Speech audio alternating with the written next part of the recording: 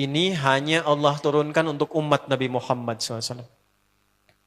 Catat ini ya. Dan saya belum pernah bagi dimanapun yang ini, yang versi lengkapnya. Kalau bisa dilakukan, bukan hanya dosa digugurkan. Tapi setiap hurufnya mempercepat terkabulnya doa kita di hadapan Allah Subhanahu wa Ta'ala.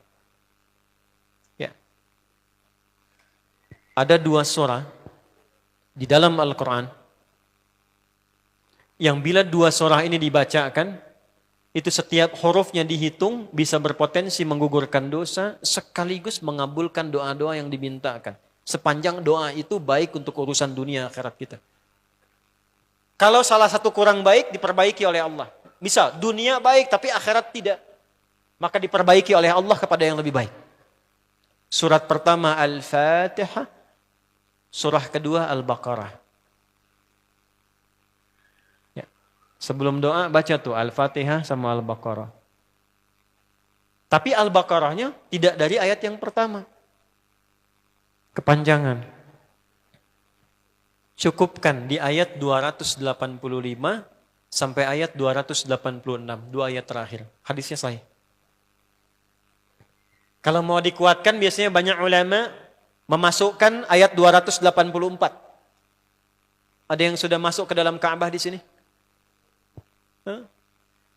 Ini informasi saja. Dan 3 ayat ini, Al-Baqarah 284, 285, 286, itu ayat yang dituliskan di dinding Ka'bah. Itu yang saat berhala dikeluarkan, gambar-gambar dihapus, itu ya, syair-syair diganti dengan ayat Quran sehingga jadi kain kiswah Ka'bah di luar. Itu ada sejarahnya.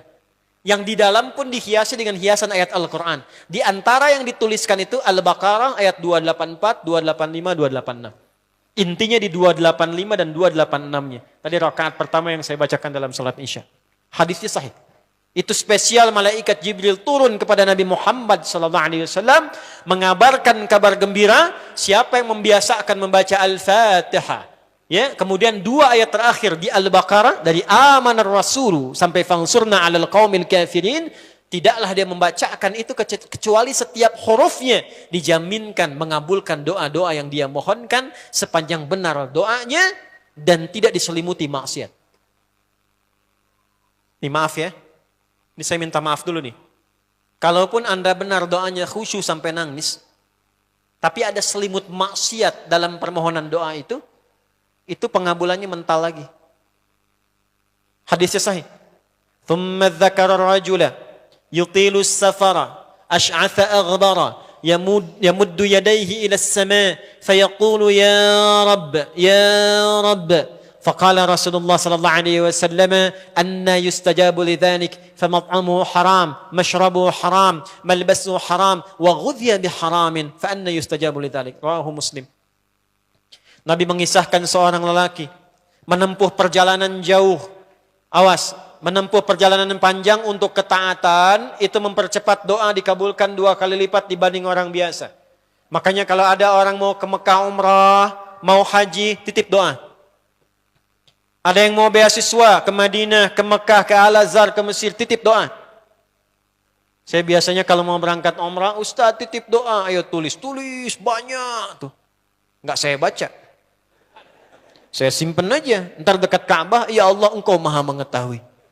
Ya.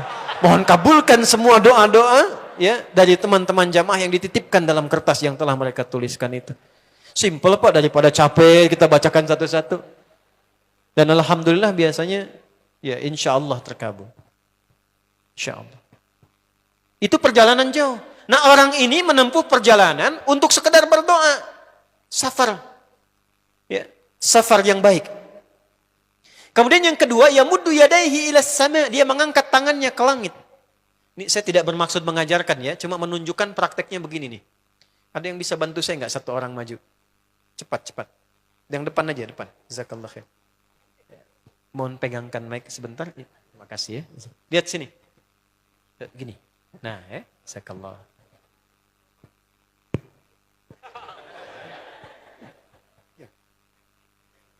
Nah, gini ya. Ini tangan, lihat telapak 2 ya. Berdoa itu sesuai porsinya dan ikuti caranya Nabi. Kalau doanya formal dalam sholat dan diikat dengan gerakan, jangan kreatif.